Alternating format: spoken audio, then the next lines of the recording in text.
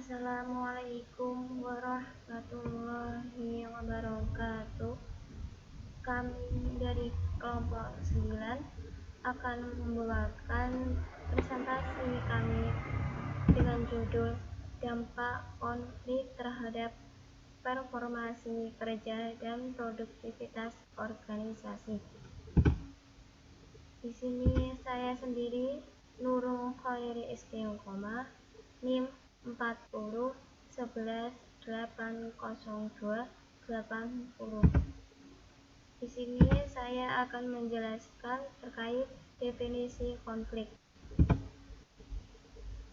Konflik adalah ekspresi pertikaian antara individu dengan individu lain, kelompok dengan kelompok lain pada level yang berbeda-beda karena beberapa alasan atau penyebab utama, yaitu tujuan yang ingin dicapai dan alokasi sumber-sumber yang diinginkan. Jadi, konflik di sini terjadi karena perbedaan antara individu maupun kelompok dalam mencapai tujuan atau terhadap sumber-sumber yang akan dibagikan. Selanjutnya adalah konflik dalam organisasi. Konflik dalam organisasi sering terjadi tidak simetris dengan pihak yang sadar dan memberikan respon terhadap konflik tersebut, atau satu pihak mempersepsikan antara adanya pihak lain yang telah atau akan menyerang secara negatif. Selanjutnya adalah jenis-jenis konflik. Yang pertama, konflik peranan yang terjadi di dalam diri seseorang atau person-right konflik, di mana peraturan yang berlaku tak dapat diterima oleh seseorang sehingga orang tersebut memilih untuk tidak melaksanakan sesuatu sesuai dengan peraturan yang berlaku tersebut. Yang kedua adalah konflik antar peranan atau interrel konflik, di mana orang menghadapi persoalan karena dia menjabat dua atau lebih fungsi yang mana saling bertentangan, seperti seseorang yang menjadi mandor dalam perusahaan tetapi juga sebagai ketua serikat pekerja. Yang ketiga adalah konflik yang timbul karena seseorang harus memenuhi harapan beberapa orang atau interceder konflik. Misalnya, seorang rektor yang harus memenuhi pemerintahan dari dekan-dekan fakultas yang berlainan, atau dekan yang harus mengakomodir semua kepentingan atau kebutuhan para ketua jurusan yang juga sangat bermacam-macam. Yang keempat adalah konflik yang timbul karena disampaikannya informasi yang saling bertentangan atau interceder konflik. Selanjutnya akan disampaikan oleh teman saya. Baik, Assalamualaikum warahmatullahi wabarakatuh. Di sini saya akan menjelaskan mengenai penyebab konflik. Sebelumnya perkenalkan, nama saya Rina Puji Lestari dengan NIM 401 180 298. Salah satu penyebab konflik yang pertama yaitu salah pengertian informasi atau berita yang tidak dikomunikasikan secara lengkap atau utuh dapat menimbulkan konflik. Jadi, penafsiran informasi dari seorang komunikan kepada penerima komunikasi yang salah dapat menyebabkan suatu kesalahpahaman atau maksud atau tujuan pengertian itu tidak tersampaikan secara baik. Nah, itu dapat menyebabkan sebuah konflik karena adanya salah penafsiran dari pemberi informasi kepada penerima informasi. Yang kedua yaitu perbedaan tujuan kerja karena perbedaan nilai hidup yang dianut. Sangat betul sekali bahwasanya perbedaan tujuan orang satu dengan orang yang lainnya itu dapat menimbulkan suatu penyebab konflik karena juga ada perbedaan kepentingan. Yang ketiga yaitu perebutan dan persaingan dalam hal fasilitas kerja dan suatu jabatan yang terbatas. Adanya suatu fasilitas dan jabatan yang terbatas menyebabkan adanya perebutan sehingga terjadi persaingan yang bisa dikatakan kurang sehat sehingga mengakibatkan adanya konflik dalam sebuah pekerjaan. Yang ketiga adalah hanya masalah wewenang dan tanggung jawab. Permasalahan pada sebuah tugas atau wewenang dapat menjadi pemicu salah satu penyebab konflik dalam kerja. Yang selanjutnya yaitu penafsiran yang berbeda atas suatu hal atau perkara.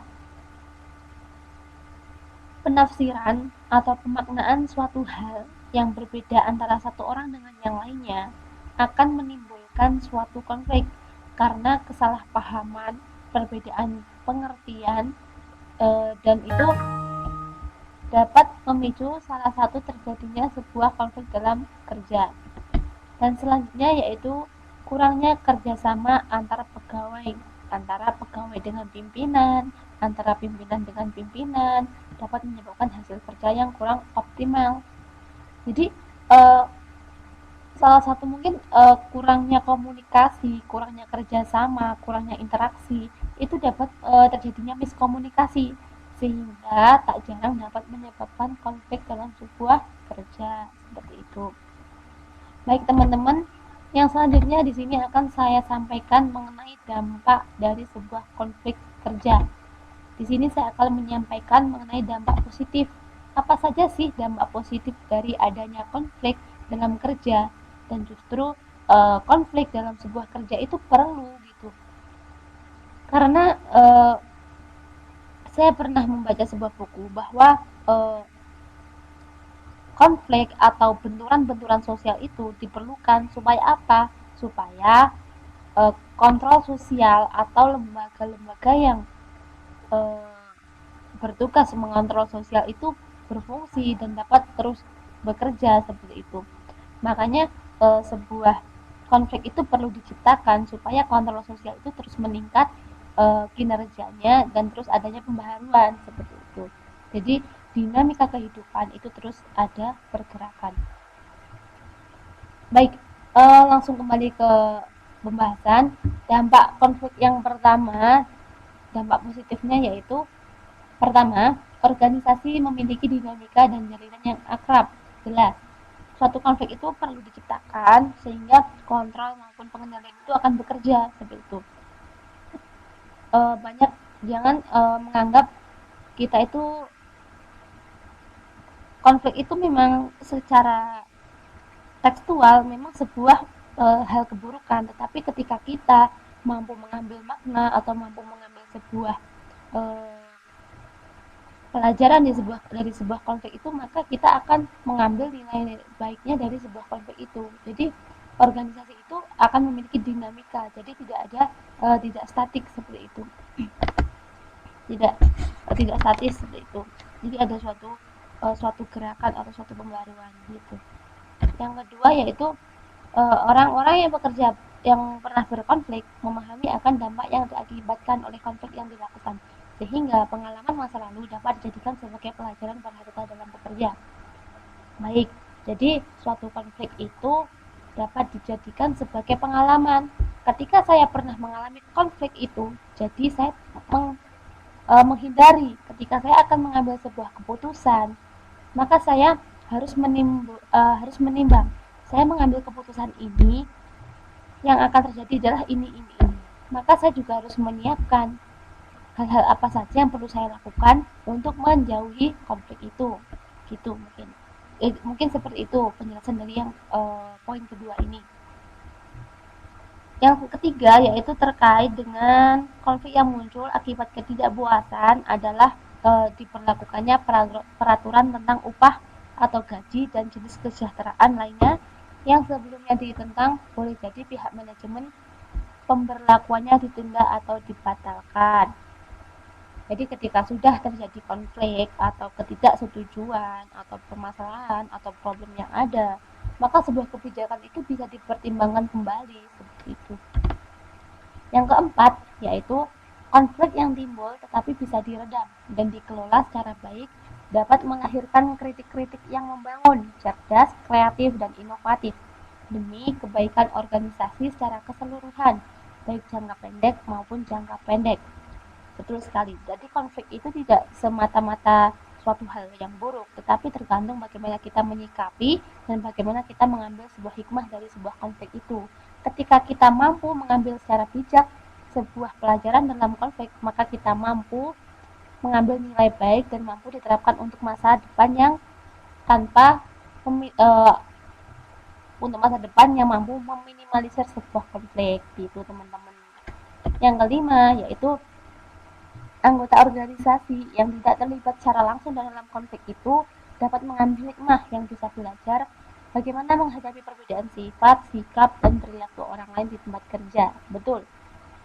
Jadi kita itu dalam sebuah pengalaman itu kita tidak harus selalu mengalami, tetapi kita bisa membaca, melihat, lalu dapat mengambil pengalaman atau pelajaran dari sebuah konflik itu, seperti itu. Jadi ketika kita berada dalam sebuah lokasi kerja dan di situ ada sebuah konflik, maka kita harus mampu mengambil sebuah pelajaran atau hikmah pada sebuah konflik itu.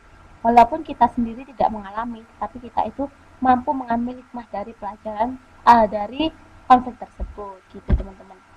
Oke, terima kasih penjelasan dari saya. Selanjutnya akan dijelaskan oleh teman saya. Terima kasih. Selanjutnya adalah dampak negatif. Dampak negatifnya adalah 1. Komunikasi organisasi terlambat. 2. Kerjasama yang sudah dan akan terjalin antara individu dalam organisasi akan menjadi terhalang atau terhambat. 3. Produktivitas produksi dan distribusi dalam perusahaan menjadi terganggu. Bahkan sangat mungkin dapat mengakibatkan turunnya omset penjualan dalam kurun waktu yang tertentu. 4.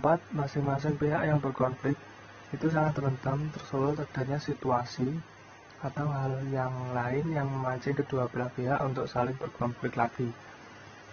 Yang kelima adalah bekerja dalam situasi yang sedang ada konflik itu menyebabkan orang tidak ikut berkonflik pun ikut merasakan dampaknya, seperti situasi kerja yang tidak kondusif antar pegawai atau karyawan yang saling muncul untuk mencurigai satu sama lain, salah paham, dan penuh intrik yang mengganggu hubungan antar individu.